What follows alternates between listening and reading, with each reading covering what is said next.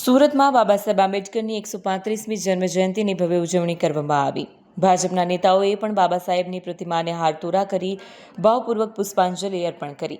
આ પ્રસંગે ભાજપના નગરસેવકો, પક્ષના અગ્રણી કાર્યકરો મોટી સંખ્યામાં હાજર રહ્યા। બાબા સાહેબના વિચારોને જીવનમાં ઉતારવા અને તેમણે ચિંધેલા માર્ગે ચાલવા માટેના સંકલ્પ સાથે શ્રદ્ધાંજલિ પાઠવવામાં આવી। આમ જનતા પણ આ કાર્યક્રમમાં જોડાઈ અને પુષ્પાર્પણ કરતા જય ભીમના નારા લગાવતા દ્રશ્યો જોવા મળ્યા।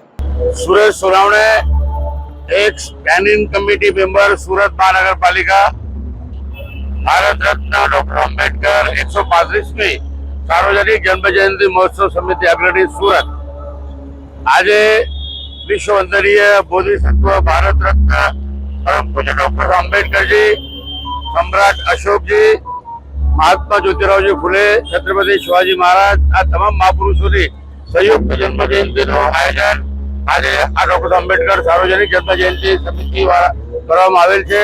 આજે જ્યારે વિશ્વમાં ભયંકર અરાજકતા ફેલાયેલ છે, મહાયુદ્ધ તરફ વિશ્વ દોડી રહ્યું છે, તે વખતે ચલો બુદ્ધ ચોર પોતાના વિચાર જન જન સુધી પહોંચે, સાથે જ બાબા આંબેડકરજીના વિચાર બી જન જન સુધી પહોંચે માટે સદભાવ વિશ્વ શાંતિ સદભાવ કરુણા યાત્રાનું આયોજન આ સમિતિ દ્વારા કરવામાં આવેલ છે।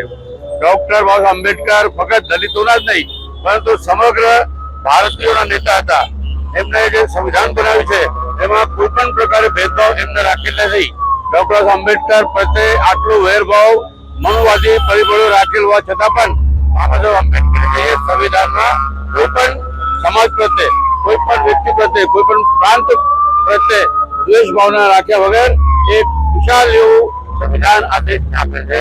અને આ સંવિધાનના માધ્યમથી છેલ્લા 77 વર્ષથી આ દેશમાં કરુણા, મૈત્રી અને ભાઈચારાના કાયદાનું રાજ્ય ચાલુ રહ્યું છે। આ બાબા સાહેબ આંબેડકરની મહાન દેન આ ભારત દેશને મળી છે કે આ સંવિધાનના માધ્યમથી આજે આપણે બધા એક રાષ્ટ્ર બાંધ્યા છે। બાબા સાહેબનું કહેવું હતું કે I am first Indian and last Indian, સૌ એમનાથી આ મંત્ર લેવા જોઈએ, એ જ એમને સાચી ભાવાંજલિ થશે। જય ભીમ, નમો બુદ્ધાય।